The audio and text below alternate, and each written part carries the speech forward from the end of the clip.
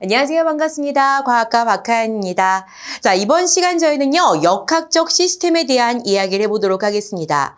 자, 역학적 시스템은요, 자, 기본적으로 물리적인 영역들이 좀 많이 포함되어 있기 때문에, 자, 개념적인 것들과 함께요, 계산적인 것들을 많이 요구하게 됩니다.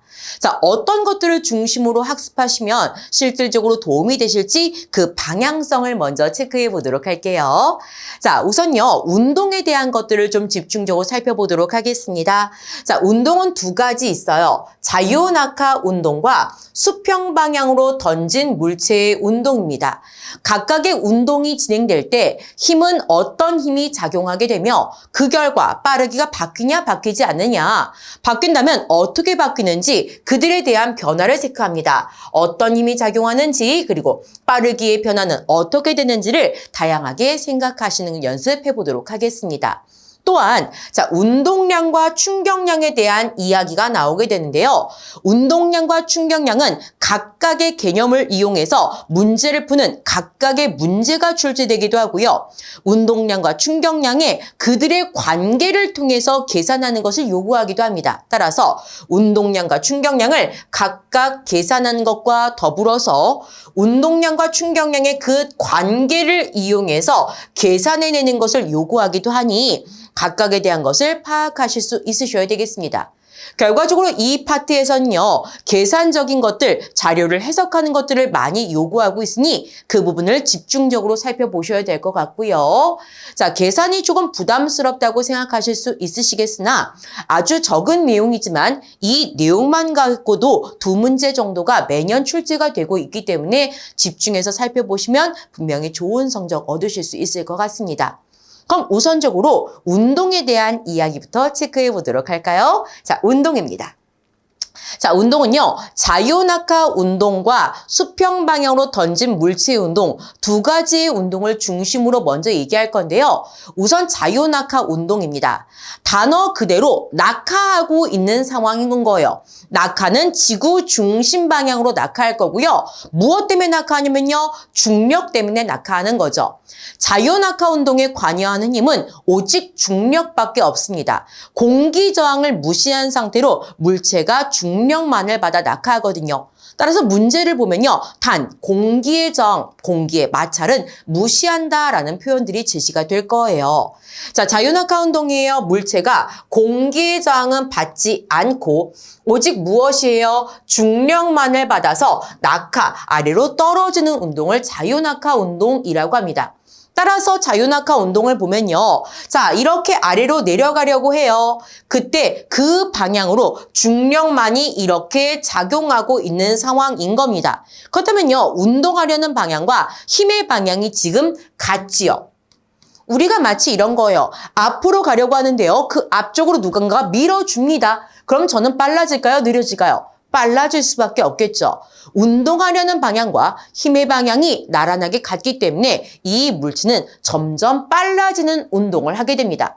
점점 빨라지기 때문에 그것을 그래프로 그려보면 시간에 따른 속력 그래프는 점점 증가하는 형태로 그려볼 수 있겠죠. 따라서 여러분들 문제 속에서 어떤 물체가 낙하하고 있습니다. 연직 방향, 낙하하는 방향으로 그래프가 어떻게 될까요? 라고 물어보면 이렇게 시간에 따라 속력이 일정하게 증가하는 그래프를 골라주시면 되겠습니다. 그때요, 속력은요, 무작위로 증가하지 않고요, 매 초당 그 빠르기가 일정하게 증가하게 됩니다. 그때 속도하고 속력하고 단어의 차이를 본다면 속력이라는 건 단순한 빠르기를 이야기하는 거고요. 속도라는 것은 빠르기와 방향을 모두 고려한 겁니다. 그때 어차피 지금 한 방향으로 가는 것이기 때문에 빠르기로 생각하셔도 괜찮을 것 같아요. 따라서 매 초당 일정하게 빠르기가 증가하는 운동이다라고 생각하시면 되고요. 이런 것을 등가속도 운동이라고 라고도 설명합니다. 가속도라는 표현이 보이죠? 가속도라는 것은 시간에 따라서 빠르기가 변하는 정도를 이야기하는 것으로서 앞에 등이라는 말이 보이시죠? 변하는 정도가 등, 같다라는 뜻입니다. 등이라는 건 같다는 거거든요. 따라서 매 초당 속도가 변하는 정도가 같은 운동이다. 이것을 등가속도 운동이라고 하고 자유낙하 운동은 등가속도 운동입니다. 따라서 문제 속에서요. 중력에 의해서 가속도가 생겼다. 그래서 중력 가속도 상수라고 얘기하고요. 중력 가속도라는 것이 중력 가속도가 10m/s 제곱입니다. 라고 나옵니다. 이 말의 의미는 중력에 의해서 속도가 변하는 정도가 1초당 10m/s입니다. 라는 것을 표현한 것이 바로요. 10m/s 제곱의 뜻인 거예요. 되셨죠? 그래서 이렇게 제시가 되면요. 1초당 10m/s씩 바뀌는구나. 그때 떨어지는 거니까 증가하는구나. 라고 체크하시면 되겠습니다. 그렇다면요. 이렇게 생각해 보실 수 있겠죠. 자, 가만히 있는 물체를 1초 간격으로 사진을 찍어요. 점점 빨라지기 때문에 이 간격은 점점 넓어지게 됩니다. 그때 이게 0에서 시작을 했다고 한다면 1초가 지나면 1초당 10m/s씩 증가하는 거니까 얘는 얼마가 되겠어요? 10m/s가 되겠고요. 또다시 1초가 지나면 10만큼 증가하는 거니까 얘는요. 20m/s가 될 거고요. 또 1초가 지났습니다. 그럼 얘는 또 10m/s가 됐으니까요. 30m/s가 되었겠죠. 이 같은 형태를 이해하시면서 이런 숫자들도 계산해 보실 수 있으셔야 될 것 같고요. 모든 물체들은 다 오직 중력, 지구 중심으로 중력만 받는 상황이 되겠습니다. 힘은 중력이고요. 힘의 방향은 연직 아래 방향, 지구 중심 방향입니다. 그림과 함께 이런 숫자적인 것들, 중력, 가속도, 그래프까지 모두 생각하실 수 있으셔야 됩니다. 이것이 자유낙하 운동이에요. 자, 자유낙하 운동을 이해하셨으면요. 이제 수평 방향으로 던진 물체의 운동들도 살펴보실 수 있습니다. 자, 수평 방향으로 던진 물체의 운동이에요. 앞쪽으로 물체를 톡 던졌다는 거죠. 톡 던지면요. 그 물체는 이렇게 곡선을 그리면서 떨어지게 됩니다. 그때 그 떨어지는 물체의 운동을요. 수평 방향과 연직 방향으로 두 부분으로 나누어서 생각하실 수 있으셔야 돼요. 요렇게 물체가 떨어지고 있을 때 그 떨어지는 것을 이렇게 연직 방향과 수평 방향으로 나누어 생각해봐라 라는 거죠. 그때 앞서서 자유낙하 운동을 공부했으니 연직 방향부터 한번 생각해 보도록 하겠습니다. 이 아래 방향이에요. 자, 수평 방향으로 던진 물체의 운동, 연직 방향으로는 어떻게 움직일까? 자, 공기 저항 없는 상태에서 이야기하는 겁니다. 따라서 연직 방향으로는 오직 중력만을 받아서 아래로 떨어집니다. 마치 자유낙하 운동처럼요. 자, 연직 방향으로는 중력만을 받아서 매 초당 빠르기가 일정하게 증가하는 등가속도 운동을 한다고요. 앞에서 보았던 자유낙하 운동을 한다는 거지요. 따라서 연직 방향의 움직임을 그래프로 그리면요. 점점 간격이 넓어지는, 점점 빨라지는 형태의 모습을 볼 수가 있다고요. 왜 그렇다고요? 오직 중력을 연직 아래 방향으로 받다 보니까 아래로 떨어지면서 힘의 방향이 모두 다 같기 때문에 아래 방향과 같기 때문에 어떻더라 여러분들? 점점 속력이 일정하게 증가하더라 라고 얘기할 수 있는 거고요. 따라서 이것은 자유낙하 운동과 똑같이 이렇게 시간에 따라서 속력이 증가하는 그래프로 골라주시면 되겠습니다. 수평 방향으로 던졌을 때 떨어질 때는 마치 자유낙하 운동과 똑같은 운동을 하더라. 그렇다면요. 수평 방향은 어떨까요? 탁 던진 다음에 아무도 앞으로 가라고 밀어주지 않습니다. 처음에 던진 그 이후로는 아무도 건드리지 않는 거죠. 따라서 수평 방향으로는 힘이 작용하지 않습니다. 물체가 힘을 받지 않으면요. 그 물체는 원래 가던 그대로 가게 됩니다. 이런 것을 등속 운동이라고 하는 거죠. 자, 수평 방향으로 던진 물체 운동을 수평 방향으로 생각해 볼게요. 앞쪽 방향, 요렇게 진행하는 방향을 우리는 수평 방향이라고 이야기합니다. 수평 방향으로는요, 아무도 건드리지 않아요. 받는 힘이 없습니다. 따라서 그 속도 그대로, 그 방향 그대로 움직이게 되죠. 속도는 일정합니다. 작용하는 힘이 없기 때문에 빠르기에 변화 없고요. 따라서 등속 직선 운동하게 되는 거죠. 따라서 그림 보시면요. 요렇게 수평 방향은 이런 식의 간격들이 모두 다 동일합니다. 수평 방향으로는 아무도 건드리지 않으니까요. 따라서 이들의 움직임을 시간에 따른 속력 그래프로 그려보면 이렇게 속력이 일정한 그래프로 그려보실 수 있죠. 이것은 수평 방향만 나타낸 겁니다. 그때 수평 방향과 연직 방향이 복합적으로 작용돼서 결과적으로 이렇게 떨어지는 거죠. 자, 수평 방향으로 던진 물체의 운동은요, 이렇게 수평과 연직 방향 둘로 구분해서 생각하실 수 있으셔야 되고요. 자유낙하 운동에 대한 문제가 나올 때도 있고요. 수평 방향으로 던진 물체의 운동이 나올 때도 있습니다. 하나의 기출 풀어보시죠. 자, 기출문제는요, 수평 방향으로 던진 물체의 운동을 물어보고 있어요. 잠깐 먼저 생각해 보시겠습니까? 생각해 보셨나요?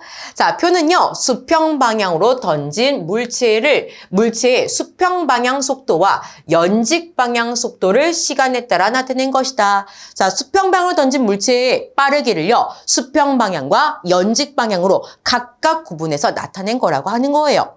자, 기억하고 니은을 주고요. 그 둘의 합은 얼마입니까? 라고 물어보았습니다. 단, 중력가속도 요렇게 나와 있고요. 공기저항 무시했습니다. 자, 중력가속도 요렇게 나와 있다는 건 무슨 뜻이라고 이야기했어요?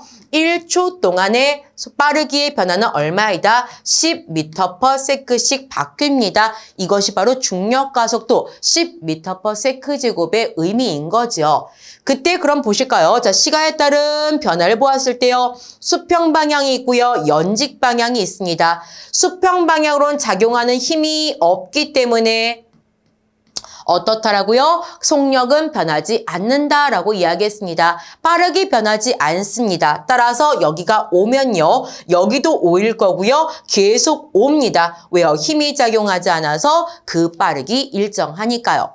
자, 연직 방향입니다. 연직 방향은 힘이 존재하게 되죠. 뭐가 존재해요? 중력이 존재하다 보니까 마치 무엇처럼 자유낙하 운동처럼 일정하게 빠르기가 증가하게 됩니다. 그때 그 증가량이요, 1초당 10m/s씩 증가하는 거죠. 따라서 10이었다가 10이 증가해서 20이 되는 거고요. 그럼 20에서 다시 10이 증가하겠죠? 그럼 30이 되겠네요. 30에서 10이 증가하니까 40이 된 것을 확인하실 수 있을 것 같습니다. 따라서 연직 방향, 빠르게 증가하는구나. 수평 방향, 빠르게 변하지 않는구나. 이 문제 통해서 한 번 더 체크하실 수 있겠고요. 기억하고 니은을 합할게요. 그럼 5하고 30을 합하니까 35가 될 겁니다. 정답은 몇 번이에요? 정답은 1번을 체크하시면서요. 이같이 계산적인 것들을 요구한다라는 것들 체크해 주시면 되겠습니다. 자, 운동에 대한 이야기를 마무리했으니까 이제 운동량과 충격량에 대한 생각을 해보도록 할까요? 자, 운동량부터 이야기해 보도록 하겠습니다. 자, 운동량이라는 것은 운동하는 물체가 갖는 물리적인 값을 우리는 운동량이라고 합니다. 자, 물리량이라는 것은 물리적인 값이라고 생각하시면 될 것 같고요. 자, 운동하는 물체라고 했어요. 자, 물체가 운동한다는 것은요, 가만히 있는 것이 아니니 빠르기를 가지고 있을 거고요. 더불어서 방향도 가지고 있을 겁니다. 이렇게 빠르기와 방향을 모두 고려한 것을 속도라고 생각하시면 될 것 같아요. 따라서 운동량, 운동하는 물체의 운동 정도를 나타내는 물리적인 값인 운동량은 반드시 속도를 고려해서 계산하게 됩니다. 그때 물체라고 한다면 당연히 질량을 가지고 있을 수밖에 없거든요. 따라서 질량과 속도를 곱해서 우리는 운동량을 계산할 수 있습니다. 질량과 속도를 곱해서 운동량을 계산한다. 그때 그들의 단위는 당연히 질량의 단위인 킬로그램과 속도의 단위인 미터/세크를 이용해서 단위를 나타낼 수가 있겠죠. 이 같은 물리량은요, 검정고시에서 계산할 줄 아셔야 됩니다. 질량과 속도를 곱해서 계산하거든요. 실질적인 계산 연습을 잠깐 해보실까요? 자, 물체 A와 물체 B의 자료가 나와 있습니다. 각각의 빈칸에 어떤 것이 들어가야 될지 생각해 보실 수 있으시겠지요.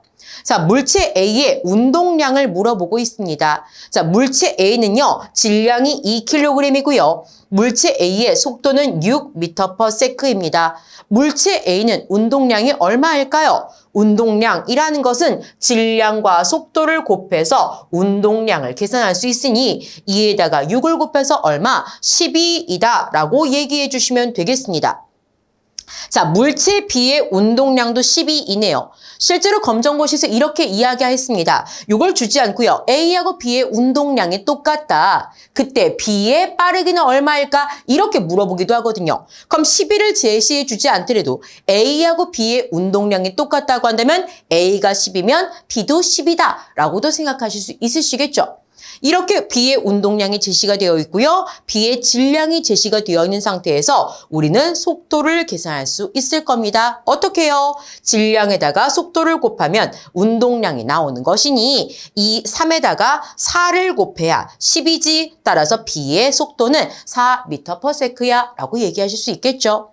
자, 어디를 빈칸 뚫어도 그 빈칸은 채우실 수 있으셔야 됩니다. 그때 그들에 대한 것은요. 질량 곱하기 속도가 바로 운동량이다 라는 기본 개념을 바탕으로 합니다. 자, 이런 운동량만 갖고도 문제가 충분히 출제되거든요. 기출문제 하나 풀어보도록 할게요. 잠깐 먼저 풀어보세요.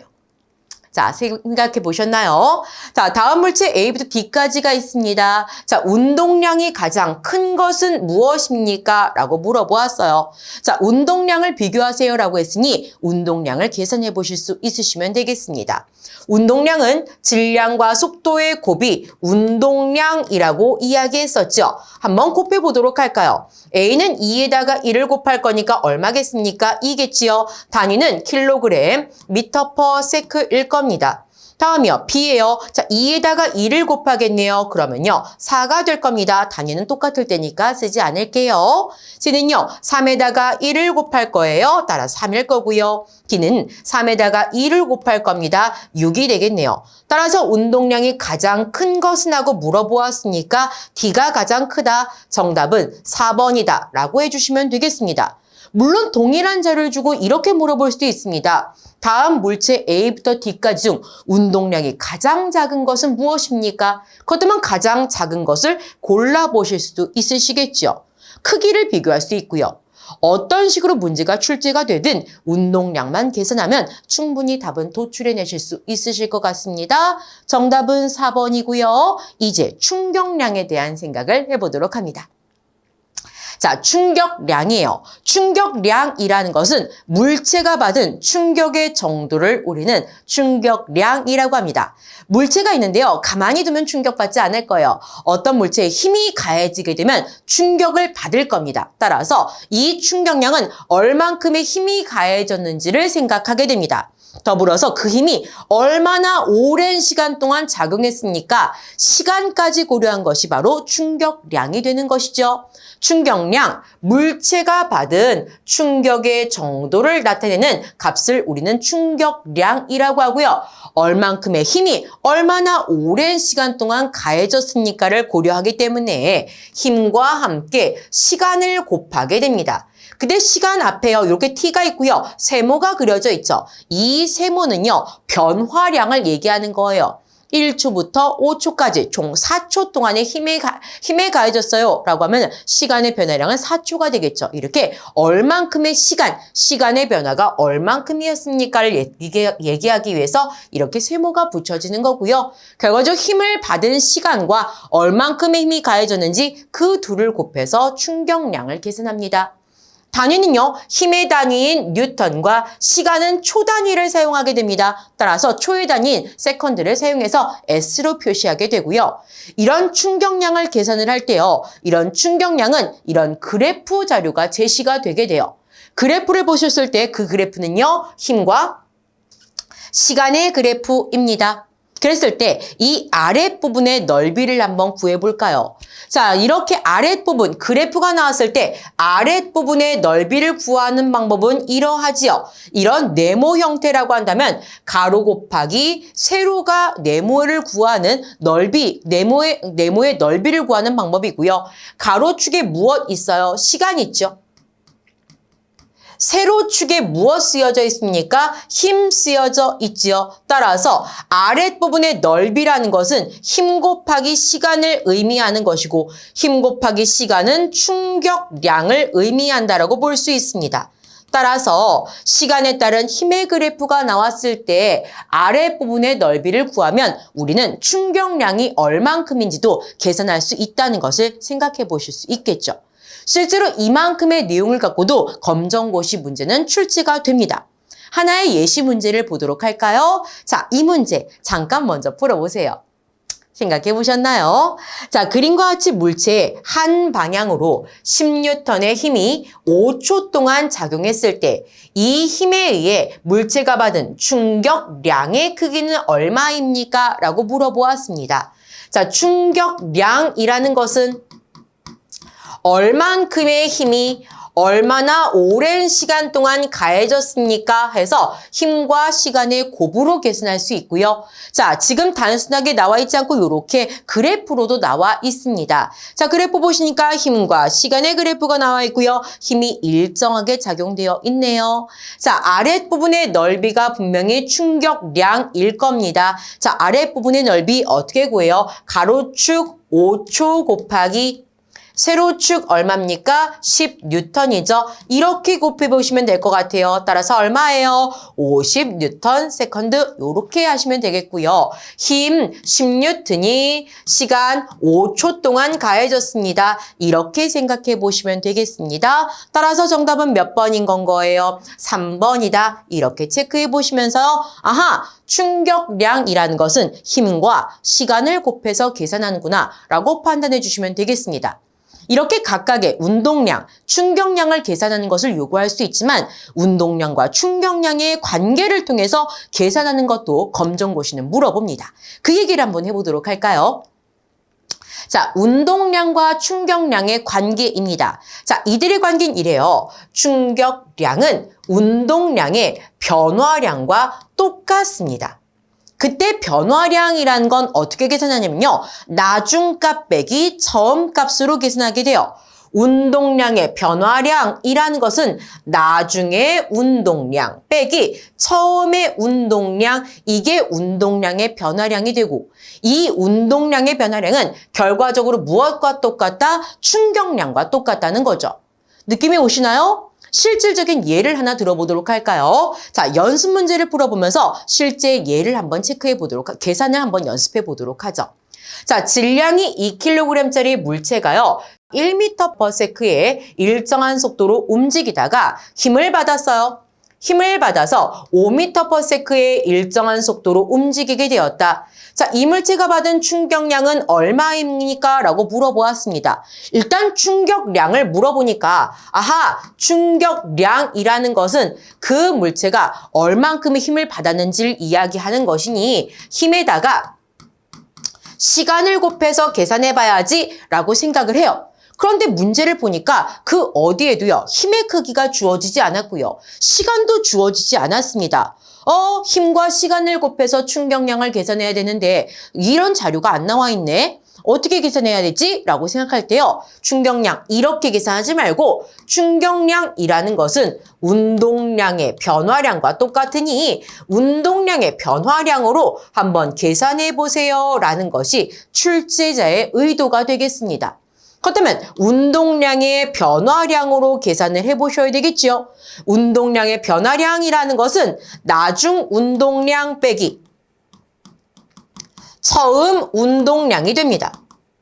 그렇다면 이것을 계산하시려면요. 충격량의 계산 방법 이외에 무엇을 알고 계셔야 되는 거예요? 운동량을 어떻게 계산하는지 아셔야 되겠죠. 운동량이라는 것은 물체의 질량과 무엇? 속도의 곱이 됩니다. 따라서 이것을 알고 계셔야 되는 거죠. 그럼 나중 운동량부터 해볼까요? 나중 운동량, 질량과 속도의 곱이에요. 나중에 질량은 여전히 2kg 동일하겠지만 속도가 5m/s이네요. 따라서 2kg 곱하기 5m/s, 요게 바로 나중 운동량이 될 거고요. 처음 운동량 어떻게 계산할까요? 질량 곱하기 속도로 해서 처음에는요 2kg짜리가 1m/s로 움직였다고 합니다. 따라서 질량은 2일 거고요. 속도는 1일 겁니다. 따라서 나중 운동량 빼기 처음 운동량 하면요. 요 값은 10이고요. 요 값은 2니까 빼면 얼마다? 8이 되겠죠. 따라서 운동량의 변화량은 8이 될 거고요. 따라서 충격량도 얼마일 것이다? 8일 것이다. 이렇게 계산하시면 된다고요. 그럼 한번 볼까요? 자, 풀이.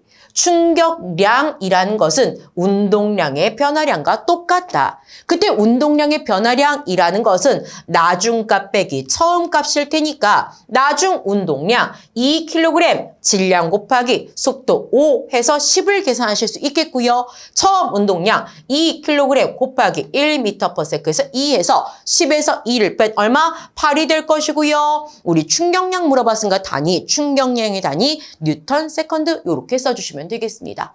이렇게 계산하실 수 있으시면 되겠어요. 느낌이 오시나요? 자, 실제 이 방식을 가지고 기출문제도 풀어보실 수 있을 것 같아요. 한번 풀어보시겠습니다. 자, 기출문제 있어요. 앞에 문제보다 훨씬 더 간단하게 느껴지시지요? 자, 한번 생각해 보실게요. 하셨죠?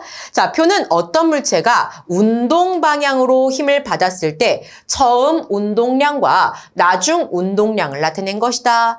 이 물체가 받은 충격량은 얼마입니까? 라고 물어보았습니다. 자, 힘 제시되지 않았어요. 시간 제시되지 않았습니다. 하지만 운동량들이 제시가 되었으니 어떤 방식으로 풀어보실 수 있는 거예요? 충격량이라는 것은 운동량의 변화량과 똑같다. 변화량과 똑같다. 따라서 어떻게 나중 운동량 빼기 처음 운동량을 하면 되겠다 생각하시면 되겠지요. 나중 운동량은 4고요. 처음 운동량은 1입니다. 따라서 얼마 나와요? 3이 나오죠. 이것이 바로 무엇일 것이다? 충격량일 것이다. 라고 체크해서 정답은 3번을 써주시면 되겠습니다.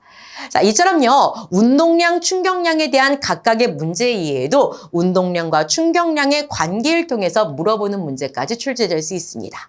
자, 이번 시간 저희는요. 역학적 시스템에 대한 이야기를 했습니다. 역학적 시스템은요. 여러 가지 운동들, 자유낙하 운동, 수평 방향으로 던진 물체의 운동부터 시작해서요.